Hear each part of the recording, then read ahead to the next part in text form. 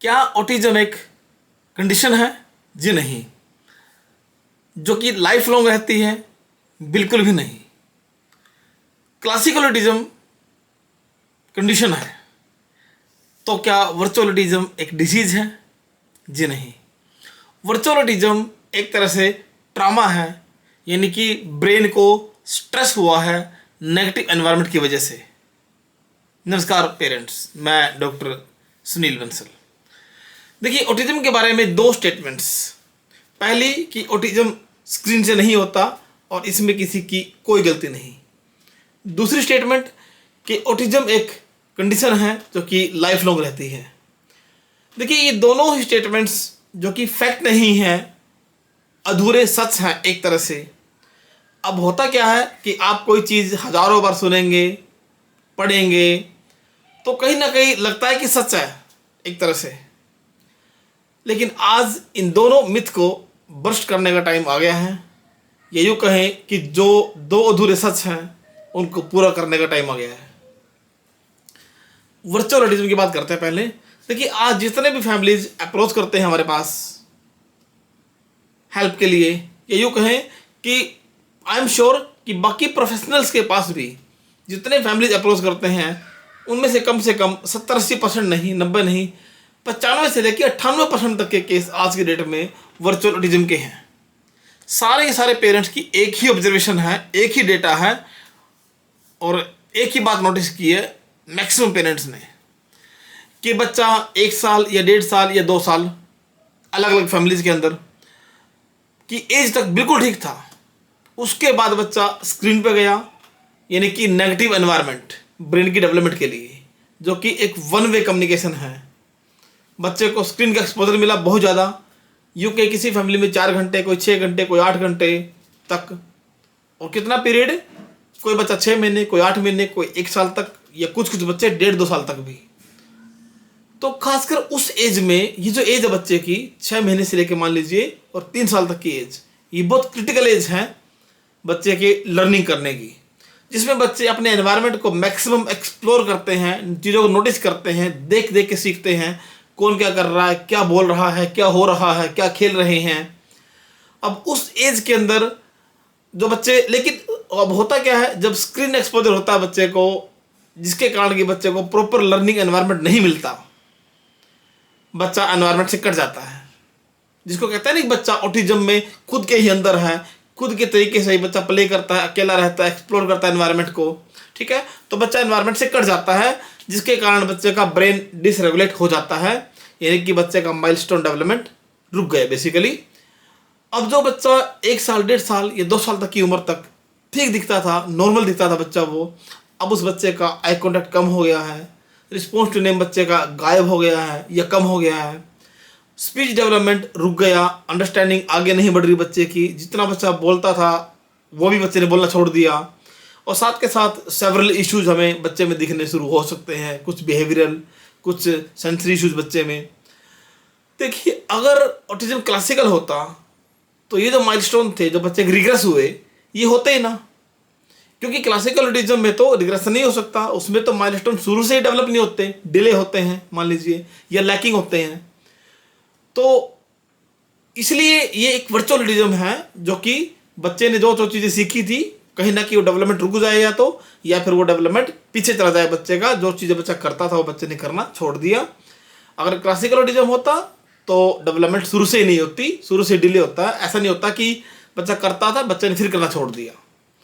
अब कितने ही पेरेंट्स हैं जो ये कह सकते हैं कि बच्चा 1.5-2 साल की उम्र तक बिल्कुल ठीक था, बच्चे का कोई स्क्रीन टाइम नहीं था और अपने बच्चे पे पूरा ध्यान दिया, बच्चा कोई निगलेक्ट नहीं हुआ, पूरा जो है बच्चा एक तरह से फैमिली एनवायरनमेंट में था, और फिर भी किसी भी रीजन से अपने आप ऑटिस्टिक हो गया या बच्चे का माइलस्टोन रिग्रेशन हो गया। एक भी पेरेंट नहीं कह सकता ऐसा, क्योंकि रिग्रेशन अगर हुआ है तो एनवायरनमेंट के कारण ही हुआ है, और वो वर्चुअल ऑटिज्म ही है। अब दूसरी चीज, ऑटिज्म एक कंडीशन है, ये स्टेटमेंट भी आधा सच है। आइए बात करते हैं दोनों ऑटिज्म के केस के बारे में। पहले क्लासिकल ऑटिज्म। अब क्लासिकल ऑटिज्म जैसे कि हमें पता है, या तो जेनेटिक्स की वजह से हो सकता है, या फिर ड्यूरिंग प्रेगनेंसी या फिर ड्यूरिंग डिलीवरी हाइपोक्सिया वगैरह बच्चे का हो जाए, ब्रेन तक ऑक्सीजन ना पहुंचे बच्चे के ब्रेन में, यानी कि लगभग बर्थ से पहले ही या बाय द बर्थ जो है डिसाइड हो चुका था कि बच्चा ऑटिस्टिक हो सकता है, जो कंडीशन रही। हालांकि पता नहीं चलता हमें उस टाइम पे, थोड़ा आइडिया आ जाता है कि बच्चा रोया नहीं, लेकिन वो चीज़ें बाद में हम सोचते हैं जाके कि हाँ बच्चा रोया नहीं था मेरा, इसलिए उसको जो है ऑटिज्म हुआ शायद। ठीक है, तो ये लगभग बाय बर्थ ही डिसाइड हो चुका था कि बच्चे के डेवलपमेंटल डिले हो सकते हैं, माइलस्टोन मिस हो सकते हैं, या फिर बच्चा ऑटिस्टिक हो सकता है। कुछ कुछ रेड फ्लैग्स आपको दिख सकते हैं, बच्चा जब 4-6 महीने का हो या 1 साल का हो, उसके आसपास कुछ रेड फ्लैग आपको दिख सकते हैं बच्चे के बिहेवियर में या कुछ कुछ माइलस्टोन में, आई कॉन्टैक्ट वगैरह में। लेकिन आपको माइलस्टोन्स का जो मेजर डिले है वो आपको दिखेगा 1.5 साल की एज के बाद ही, क्योंकि 1.5 साल की एज से पहले उतने खास माइलस्टोन डेवलप बच्चे के होते भी नहीं हैं जिसको कि हम नोटिस कर सके कि हाँ भाई होने चाहिए थे पर नहीं हो रहे हैं। तो इसलिए हमें जो है ये चीज़ें नज़र नहीं आती 1.5 साल की एज से पहले। तो क्लासिकल ऑटिज्म एक ब्रेन की कंडीशन है जो कि बाय बर्थ ही लगभग डिसाइडेड था। अब बात करते हैं एसडी, लेकिन ये बात भी है जैसे कि मैंने पहले भी कहा एपिसोड नंबर 13 के अंदर कि ऑटिस्टिक ब्रेन और नॉर्मल ब्रेन जो है लगभग 96 से लेकर 99% तक सेम है। तो मेहनत करने पर लर्निंग पॉसिबल है। लेकिन जैसे कि आपको पता है ट्रेडिशनल थेरेपी का रिजल्ट जो सक्सेस रेट है लगभग 5% के आसपास है। 100 में से 5% बच्चे ही कुछ हद तक, वो भी 2, 4, 5 या 10 साल में कुछ हद तक रिकवर कर पाते हैं, क्योंकि काम जो चल रहा है वो सिम्टम बेस्ड या यूँ के सेंसरी इशू बेस्ड काम चल रहा है, रूट कॉज पे काम नहीं हो रहा है। तो अगर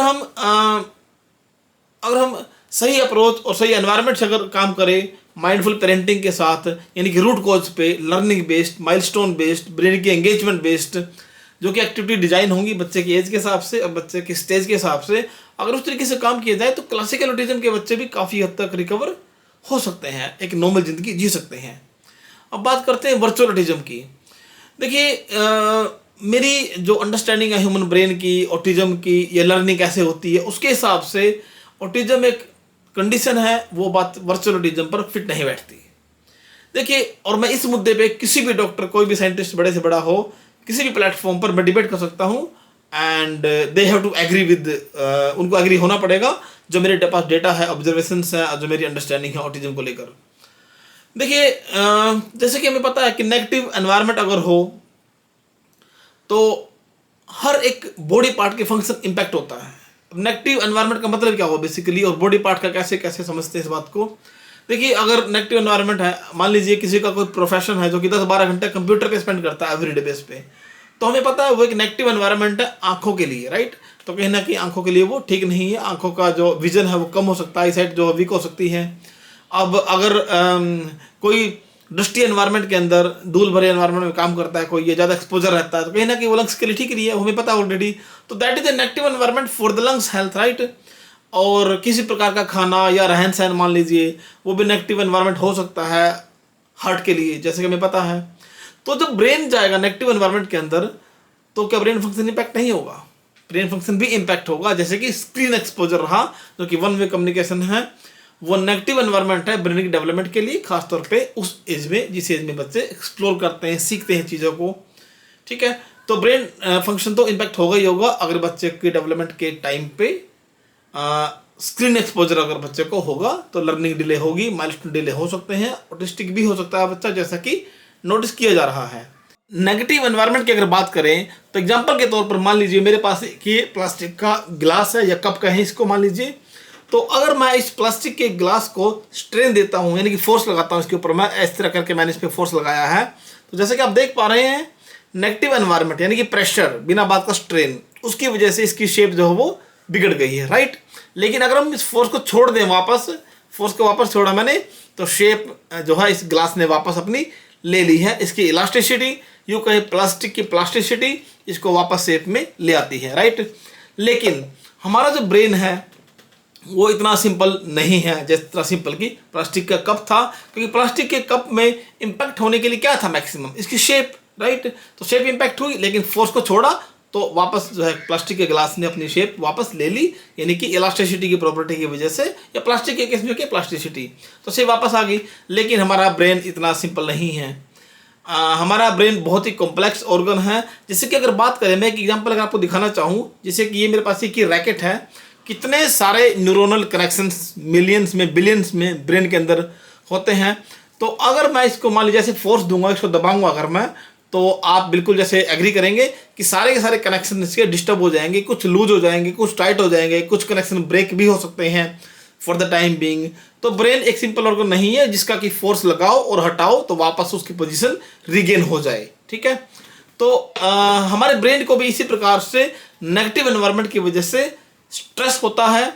नेगेटिव एनवायरनमेंट क्या है, ऑलरेडी जैसे कि हमने बात की, स्क्रीन टाइम, जिसके कारण कि न्यूरोनल कनेक्शन जो है वो डिस्टर्ब हो जाते हैं।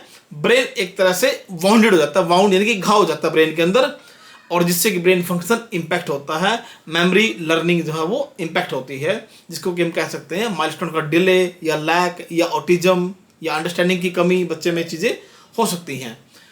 तो अब अगर एनवायरनमेंट से हुआ है वर्चुअल ऑटिज्म, तो एनवायरनमेंट से ठीक भी हो सकता है। जो चीज़ एनवायरनमेंट से हुई है वो एनवायरनमेंट से ठीक भी हो सकती है। यानी कि जब हम स्ट्रेस रिलीज करेंगे, जैसे कि मैंने एग्जांपल दिया आपको रैकेट का, न्यूरोनल कनेक्शन जो स्ट्रेस में आ गए थे, लेकिन अगर हम स्ट्रेस को रिलीज करेंगे, जैसे कि मैंने बताया, by virtue of neuroplasticity, brain की भी टेंडेंसी है वापस अपने स्टेट में आने की, लेकिन ये इतना तुरंत नहीं होगा जितना तुरंत हमने बात की प्लास्टिक के ग्लास की। वापस आ सकता है क्योंकि ब्रेन में भी न्यूरोप्लास्टिसिटी होती है, वापस आ सकता है, लेकिन हमें जो है ज़्यादा मेहनत करनी पड़ेगी। वापस ब्रेन आ सकता है उसी स्टेट में, नॉर्मल स्टेट में कनेक्शन स्टेब्लिश हो सकते हैं, लर्निंग के लिए ब्रेन रेडी हो सकता है, इन्फॉर्मेशन को रिटेन करने के लिए, मेमोरी डेवलप करने के लिए, लेकिन हमें पॉजिटिव एनवायरनमेंट की जरूरत पड़ती है। अपने आप से नहीं आएगा, फोर्स तो छोड़ना ही पड़ेगा, नेगेटिव फोर्स से तो बच्चे को निकालना पड़ेगा हमें, लेकिन उसके बाद हमारा एक्चुअल काम शुरू होता है कि हमें एक पॉजिटिव एनवायरनमेंट क्रिएट करना पड़ेगा बच्चे के अराउंड, ताकि जो इम्पैक्ट था नेगेटिव एनवायरनमेंट का जो इतने समय तक रहा बच्चे के लिए, उसको कि हम डिमिनिश कर सके, उसको कि हम इम्पैक्ट को नलीफाई कर सके। और ये जो लर्निंग बच्चे की है, पॉजिटिव एनवायरनमेंट है, ये और भी स्पीड अप हो सकता है अगर हमारी अप्रोच सही हो तो। लेकिन एक बात भी है कि अगर हम इस प्लास्टिक के गिलास को मान लीजिए थोड़ा फोर्स दे और छोड़े, लेकिन अब क्या हो, इसको हम या तो बहुत लंबे समय तक प्रेशर दे के रखें इस तरह का, या किसी वेट के नीचे दबा दें इसको, या यूँ कहें कि मैं इसको प्रेशर हाथ से ज़्यादा दे दूँ या वजन ज़्यादा डाल दूँ एकदम बहुत ज़्यादा, तो एक गिलास की शेप परमानेंट भी डैमेज हो सकती है, राइट। अगर ज़्यादा प्रेशर में देंगे या बहुत दिनों तक प्रेशर रखेंगे इसके ऊपर, ठीक है। तो वही काम जो है इसने क्या किया, प्लास्टिक के कप ने अपनी इलास्टिसिटी की प्रॉपर्टी को लूज कर दिया, यानी कि जो दबाने पे वापस आने की जो प्रॉपर्टी थी इसकी, फोर्स छोड़ने पे उसने प्रॉपर्टी को लूज कर दिया। वो एक शेप ले लेगा जिसकी शेप को वापस करने में हमें काफ़ी जो है समय लग सकता है, और हो सकता है उसको वापस ना भी कर पाए हैं। प्लास्टिक के केस की बात कर रहा हूँ अभी। सेम तरीके से अगर हम स्ट्रेस या स्ट्रेन ब्रेन पर काफ़ी लंबे समय तक रहे, स्क्रीन का एक्सपोजर, या यूँ कहें कि काफ़ी लंबे समय तक रहे या बहुत ही अर्ली एज में रहे, तो उससे क्या होगा कि ब्रेन के कनेक्शंस डैमेज हो सकते हैं। और वर्चुअल ऑटिज्म के बच्चे में भी हमें क्लासिकल ऑटिज्म जैसे सिम्टम हमें नज़र आ सकते हैं। बच्चा ऊपर से देखने में ऐसे, अंदर से तो जो है हमने जैसे बात की कि कनेक्शंस जो है काफ़ी डैमेज हो सकते हैं। जैसे कि मेरी अभी एक फैमिली से बात हो रही थी शायद 2-1 वीक पहले, वो फैमिली भी अभी सुन रहे होंगे इस एपिसोड को, तो कि कैसे पहचाने बच्चा क्लासिकल ऑटिज्म में है या वर्चुअल ऑटिज्म में है। तो जैसे मैंने बताया अभी कि अगर एक्सपोजर जो है काफ़ी लंबे समय तक रहे या बहुत अर्ली एज से शुरू हो, जैसे कि उस फैमिली के केस में था 6 मंथ से बच्चा जो स्क्रीन पे गया था मान लीजिए, तो वो काफ़ी अर्ली एक्सपोजर रहा और काफ़ी लंबे समय तक रहे अगर, तो वर्चुअल ऑटिज्म का बच्चा भी क्लासिकल ऑटिज्म जैसा दिख सकता है हमें जनरल इंप्रेशन के अंदर। हालांकि वो बात तो है कि अगर मेहनत की जाए तो ये बच्चे भी काफ़ी अच्छा कर सकते हैं, पर सबसे पहले हमें नेगेटिव एनवायरनमेंट को रिलीज करना होगा और जो है ब्रेन बेस्ड अप्रोच से काम करना होगा। तो एनवायरनमेंट सही नहीं होने की वजह से ब्रेन की वायरिंग, कनेक्शंस जो का पैटर्न चेंज हुआ या ट्विस्ट हुआ, जिसके कारण से हालांकि कोई अंडरलाइंग ऐसी कोई डिफिशियंसी नहीं है ब्रेन में कि कुछ कमी आ गई ब्रेन के अंदर या कोई रूट या कोई कोज है मान लीजिए, ठीक है। तो इसलिए किसी मेडिसिन से ये बेसिकली रिकवर बच्चा नहीं हो सकता है इस केस में, तो ये एक डिसीज नहीं है, राइट। लेकिन अगर सही अप्रोच और सही एनवायरनमेंट से अगर काम किया जाए बच्चे के पहले तो नेगेटिव एनवायरनमेंट को हटाया जाए, दूसरा नेगेटिव एनवायरनमेंट की बजाय पॉजिटिव एनवायरनमेंट दिया जाए, बच्चे को सही अप्रोच से काम किया जाए माइंडफुल पेरेंटिंग के साथ, root cause based, learning based, milestone based, brain engagement based, लेकिन एक्टिविटी डिपेंड करेंगी बच्चे की एज पे और स्टेज पे और बच्चे के करंट बिहेवियर और उसके इंटरेस्ट पे भी, ठीक है। तो काम किया जाए तो मैं बता रहा था कि कंप्लीटली रिवर्सिबल है वर्चुअल ऑटिज्म। इसलिए वर्चुअल ऑटिज्म ना तो एक कंडीशन है ना एक डिसीज है, बल्कि virtual autism environment, negative environment के कारण स्ट्रेस जो है ब्रेन में उसके कारण एक ट्रामा है और ये एक टेम्परेरी स्ट्रेन है बेसिकली। और ये बात पहली बार कोई प्लेनेट पर बोल रहा है कि वर्चुअल ऑटिज्म कंडीशन नहीं है, सिर्फ नेगेटिव एनवायरनमेंट की वजह से स्ट्रेन पैदा हुआ ब्रेन के अंदर जिसके कारण की ट्रॉमा हुआ। और मैं ये बात हमेशा कहता हूँ फैमिलीज को, चाहे वर्चुअल ऑटिज्म हो चाहे क्लासिकल ऑटिज्म हो, हमें मेहनत करनी है लाइफ में। हम जब भी जिस भी स्टेज पे हैं मेहनत करनी है हमें, और सही अप्रोच के साथ मेहनत करनी है ताकि हमें मेहनत करने पर रिजल्ट भी मिले। लेकिन चीज़ों को ठीक से समझना बहुत ज़रूरी है। अगर हम चीज़ों को ठीक से नहीं समझेंगे, जब ठीक से समझेंगे तभी ठीक से चीज़ों को प्लान कर पाएंगे, एग्जीक्यूट करेंगे, रिजल्ट तभी आएंगे हमारे। और एज आई ऑलवेज से कि स्पेशल पेरेंटिंग के साथ हर एक ऑटिज्म ब्लेसिंग हो सकता है। जुड़े रहिए ऑटिज्म डॉट ब्लेसिंग्स के साथ।